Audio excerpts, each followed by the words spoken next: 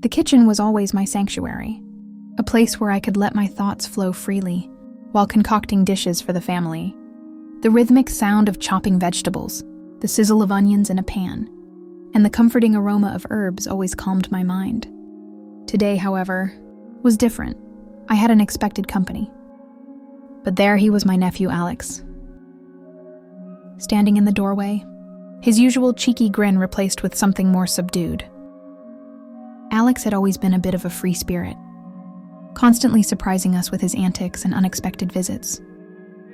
But this time something seemed off. "Aunt Linda," he said, stepping into the room, his eyes scanning the countertops filled with ingredients. "I hope I'm not disturbing you." "Not at all, Alex," I replied, wiping my hands on a towel. "What brings you here so unexpectedly?" He hesitated, glancing down at his feet before meeting my eyes. "I just needed to get away for a bit. Thought I'd come to see you." There was a certain heaviness in his tone that I hadn't heard before. Concerned, I sat down the knife and leaned against the counter. Crossing my arms, "Everything all right?" He nodded, though it seemed more out of habit than truth. "Yeah, just needed a break. Life's been a bit overwhelming." I gestured for him to sit at the small kitchen table. "Well, you've come to the right place. What's on your mind?" Alex sat down, running a hand through his messy hair. "It's hard to explain. You know how it is when things just feel too much." I nodded, understanding all too well the pressures of life. "Sometimes talking about it helps." He gave a small, appreciative smile. That's what I was hoping for. I began preparing a cup of tea, something I often did when someone needed comforting. As I moved around the kitchen, I noticed Alex watching me closely, his gaze soft but intent. It was a look that made me feel slightly uneasy, not because it was inappropriate, but because it was unfamiliar coming from him. "You've always been the one I could talk to, Aunt Linda," he said, his voice gentle. Even when I was a kid, I smiled, pouring hot water over the tea leaves. "And I'll always be here to listen, Alex, no matter what." As we sat down together sipping tea, the conversation took on a more serious tone.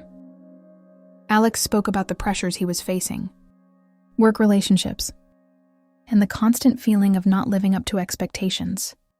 I listened intently, offering advice where I could, but mostly just being there for him. The atmosphere grew heavier, yet there was a strange sense of closeness between us that I hadn't felt before. It was as if we were seeing each other in a new light, not just as aunt and nephew, but as two people, understanding each other's struggles on a deeper level. The sun was starting to dip below the horizon, casting a warm golden glow. Across the kitchen, Alex leaned back in his chair, a rare moment of calm washing over his face. As he finished his tea, I could see the tension in his shoulders ease, even if just slightly. "You always know how to make things better," he said, placing his cup on the table. "I don't know what I'd do without you." I gave a soft chuckle, brushing a strand of hair behind my ear. "You're giving me too much credit, Alex?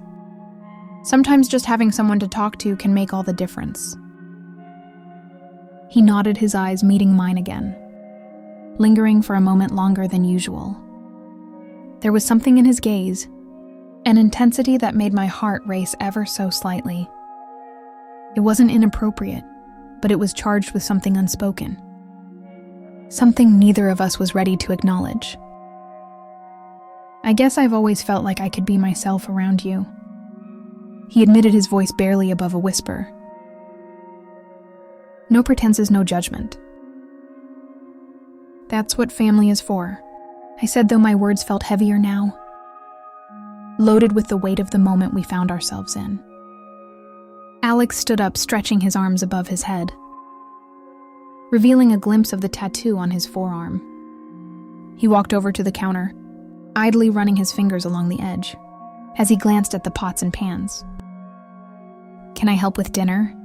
It's the least I can do after barging in on you like this. I smiled, grateful for the distraction. Of course, I could use an extra pair of hands. We worked side by side, chopping vegetables and stirring sauces. The silence between us comfortable but charged. Our hands would occasionally brush as we reached for the same utensil, each touch sending a small spark through me, leaving me wondering if he felt it too. At one point, as I was reaching for a bowl on the top shelf, I felt Alex's presence behind me. His arm stretched past mine.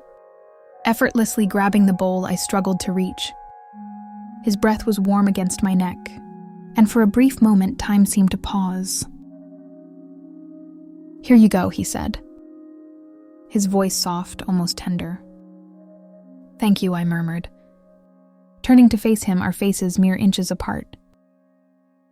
There was a tension in the air, thick and palpable. It wasn't the kind of tension that came from anger or frustration. It was something deeper, more complex. I could see it in his eyes. The unspoken questions, the confusion, and perhaps the same fear I felt in acknowledging what was happening between us. I stepped back, breaking the spell, and focused on the meal again. We should get this finished before it gets too late. "Yeah," he agreed, his voice slightly unsteady. "Good idea."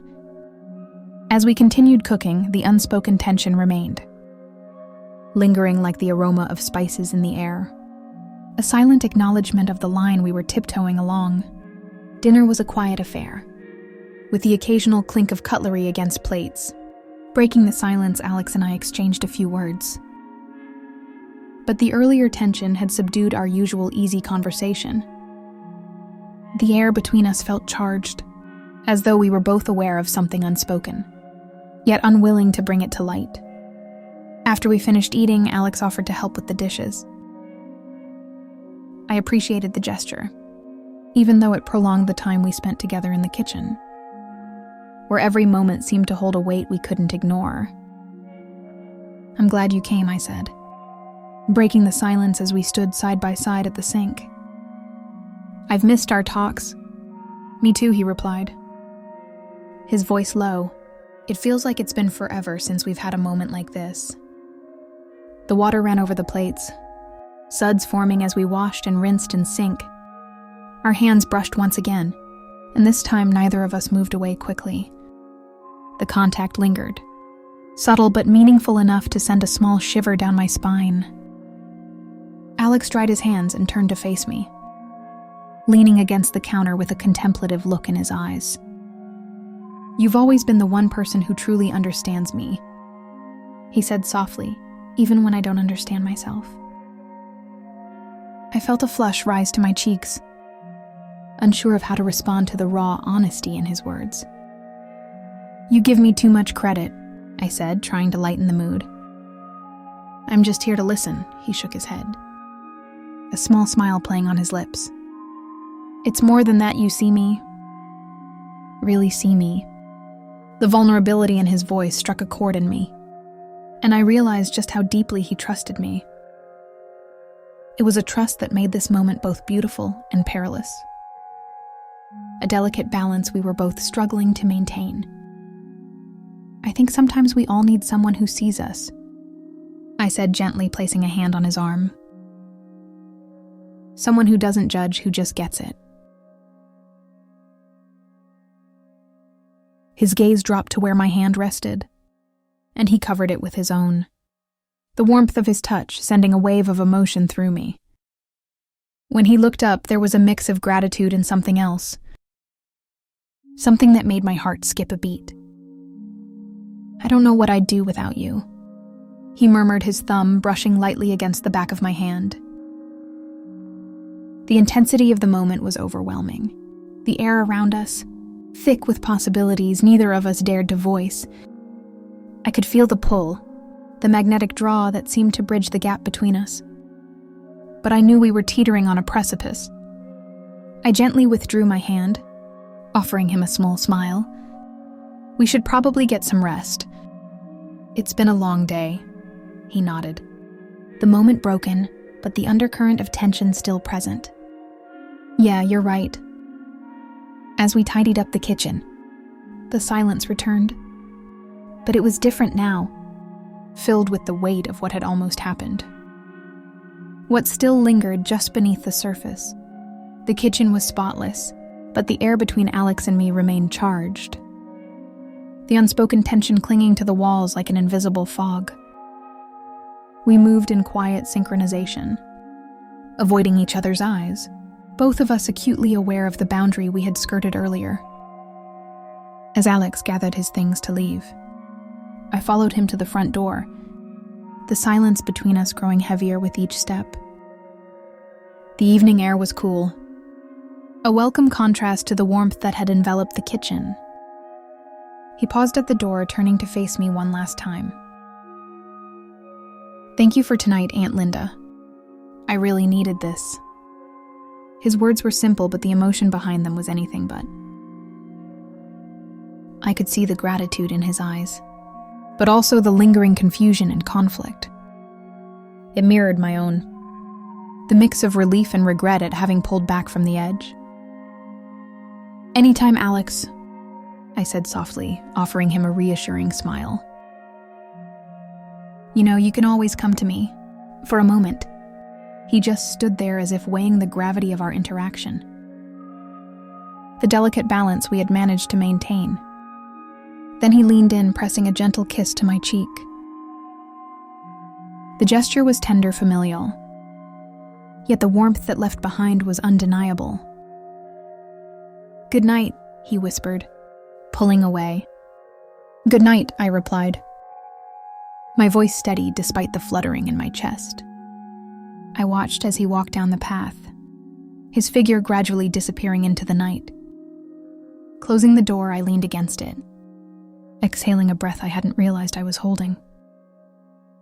The evening had left me with more questions than answers, a whirlwind of emotions I wasn't ready to untangle. But one thing was clear. Alex and I had come dangerously close to crossing a line that if crossed could change everything.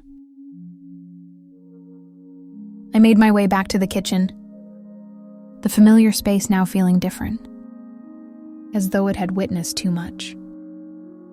The memories of the evening played in my mind, each moment replaying with vivid clarity. As I turned off the lights and headed to bed, I knew that what had happened between Alex and me tonight would linger in the corners of my thoughts, a constant reminder of the boundaries we had narrowly avoided. It was a reminder of the complexity of human emotions, of the thin line between comfort and something more. The house settled into silence, but sleep didn't come easily. The night had stirred something within me, something I would have to confront in time.